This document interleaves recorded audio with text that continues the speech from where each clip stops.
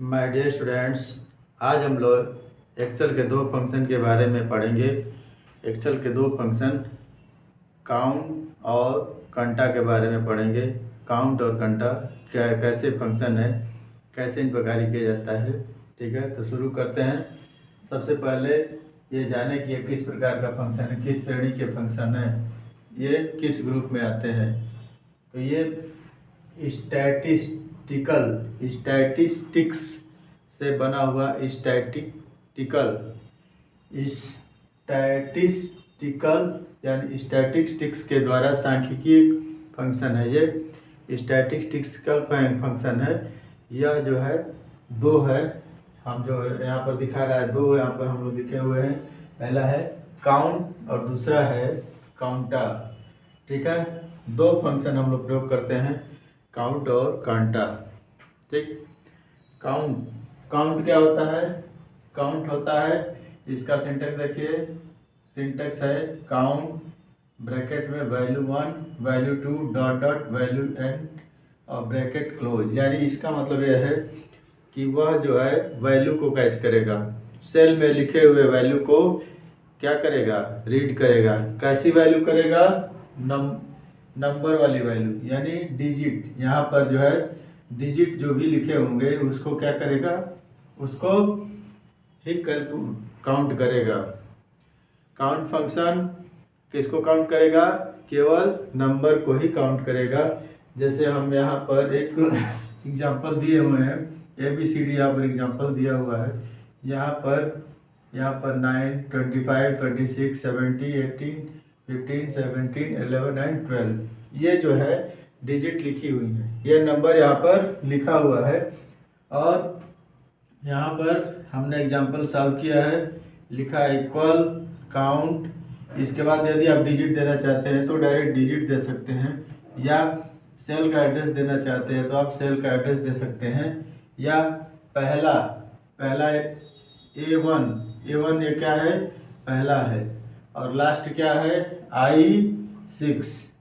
A1 और I6 को हम लोग केवल लिखकर काउंट इक्वल काउंट ब्रैकेट में A1 और कोलन साइन के साथ I6 का प्रयोग करेंगे।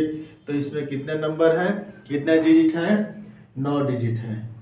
1 2 3 4 5 6 7 8 9। यह केवल डिजिट को ही काउंट कर रहा है। यहाँ पर अगर हम बीच में कोई यहाँ पर टेक्स्ट लिख दे, यहाँ पर अगर हम लोग टेक्स्ट लिख दे रहे हैं ABCD, तो ये जो है इसको काउंट नहीं कर सकता है।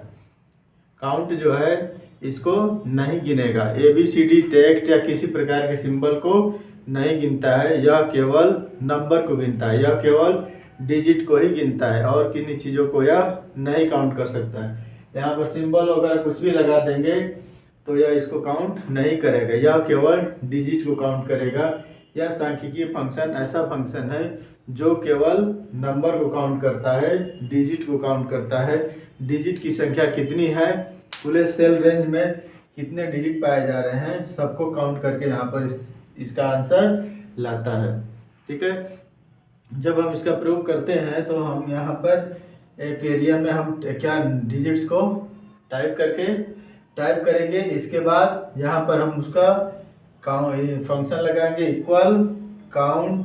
इसके बाद इन तीनों में से कोई भी एक यूज करेंगे, कोई भी एक एग्जांपल यूज करेंगे। यहाँ पर देखिए ये डायरेक्ट डिजिट लिख दी गई है तो इसको तो काउंट करेगा ही, या यहाँ पर हमने सेल का एड्रेस लिख दिया गया, सेल का रेफरेंस लिखा है तो यहाँ पर सेल रेफरेंस A1 B2 ऐसे करके लिख दिया गया है, इसको यह काउंट कर लेगा। लेकिन बीच में यहाँ पर जो भी हमने टेक्स्ट या ये भी जो भी सिंबल देंगे वो उसको काउंट नहीं करेगा। यदि हम पूरा का पूरा यहाँ से लेकर यहाँ तक सेल रेंज ले ले, A1 से लेकर I6 तक, A1 से लेकर I6 तक, तो यह केवल नंबर को ही काउंट करेगा। स्टैटिस्टिक्स का जो फंक्शन है काउंट, वह केवल नंबर को ही काउंट करता है, किसी और सिंबल को वह नहीं काउंट करता है, किसी टेक्स्ट को भी नहीं काउंट करेगा। ठीक है, केवल नंबर को ही काउंट करता है, नंबर को ही बस यह देखता है, नंबर को ही काउंट करके यहाँ पर इसका आंसर देता है।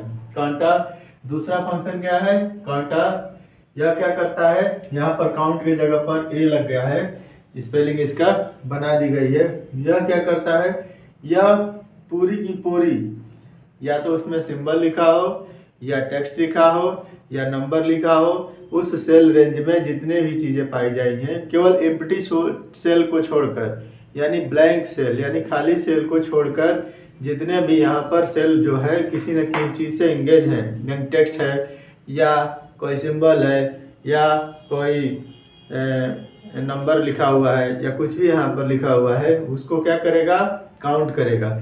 एम्प्टी सेल को छोड़ देगा। जैसे यहाँ पर इसका सिंटेक्स है, कांटा वैल्यू 1 वैल्यू 2 और डॉट यानी जितना तक आप वैल्यू लेना चाहते हैं। वैसे 255 तक वैल्यू ले सकते हैं, लेकिन उतनी ज़्यादा आवश्यकता नहीं पड़ती है, कम ही में काम चल जाता है। या सेल का रेफरेंस सेल 1 सेल 2 और सेल n का मतलब जहाँ तक जिस नंबर तक इनफाइनाइट तक ले जाना चाहें, जहाँ तक ले जाना चाहें आप उसको रख सकते हैं। मैंने अभी उसको बताया। इसके बाद कांटा सेल फर्स्ट सेल का एड्रेस और इसके बाद कोलन साइन के साथ लास्ट सेल का एड्रेस, तब जाकर इसका प्रयोग हम लोग कर सकते हैं। देखिए यहाँ पर एग्जाम्पल में दिया गया है serial number, student name, paper 1 paper 2 और प्रैक्टिकल का है यहाँ पर। और यहाँ पर फंक्शन ये क्या है, कॉलम है ABCDE और रो कितने हैं 1 2 3 4।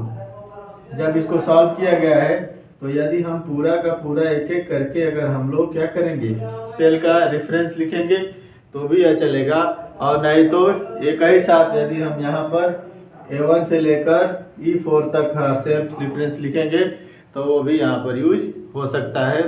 ठीक है, पूरे के पूरे सेल रेंज में यहाँ पर देखिए, यहाँ पर कितने सेल हैं, टोटल 20 सेल है, लेकिन 2 सेल को इसने क्या किया है, छोड़ दिया है। यहाँ पर ये सेल और ये पहला E2 और E4 सेल ब्लैंक है, तो ये इसको क्या करेगा, ब्लैंक वैसे ही छोड़ देगा। इसका आंसर कितना आया है 18, क्योंकि टोटल जो सेल है उसमें 2 सेल क्या है, एम्प्टी है, 2 सेल ब्लैंक है। यह क्या करता है, यह डिजिट को भी काउंट करता है, सिंबल को भी काउंट करता है, या कोई टेक्स्ट लिखा हुआ है उसको भी काउंट करता है। तो इन दोनों में यही डिफरेंस है, यह जो है केवल डिजिट को यानी नंबर को काउंट करता है, यह केवल नंबर को काउंट करता है, और यह जो फंक्शन है यह नंबर, टेक्स्ट और सिंबल को भी काउंट करता है। ठीक है, इसको एग्जाम्पल के द्वारा मैंने आपको बताया, एग्जाम्पल के द्वारा मैंने आपको इसको समझा दिया। आप इसका प्रयोग एक्सेल शीट पर कर सकते हैं आसानी से। इसका प्रयोग इसको देखकर आप आसानी से, या एग्जाम्पल इसीलिए बताया गया है कि आप लोग अपने से करिए, अपने से इसका प्रैक्टिकल करिए, अपने से इसका लैब करिए। अब जरूरी नहीं है कि मैंने यहाँ पर ABCDEF लिखा है तो आप भी वही लीजिए, आप किसी भी सेल में लेकर उसको सेल कहीं से भी स्टार्ट करिए, उसका सही रेफरेंस, उसका सही एड्रेस डालेंगे, तब जाकर यह सही रिजल्ट आपको प्राप्त होगा। वह सेल को काउंट करता है, या दोनों में बस वही बेसिक अंतर है, यह केवल नंबर को काउंट करता है, या नंबर, टेक्स्ट और सिंबल को काउंट करता है। सांख्यिकीय फंक्शन ये दोनों है, दोनों स्टैटिस्टिकल फंक्शन है, दोनों काउंट करने के लिए यूज भी आते हैं, लेकिन एक फंक्शन नंबर को काउंट करता है, दूसरा नंबर, टेक्स्ट और सिंबल को काउंट करता है। आप इसका प्रैक्टिकल अपने एक्सेल शीट पर करिए, और ज़रूरी नहीं है कि हमने यहाँ पर लिया है तो आप भी वहीं पर लीजिए, आप कहीं पर भी ले सकते हैं, और इन कई तरीक़ों से आप इसका लैब करके देखिए। अगर इससे संबंधित कोई प्रॉब्लम आती है तो आप मुझसे ज़रूर कमेंट करिए। और आज के वीडियो में इतना ही। Thank you.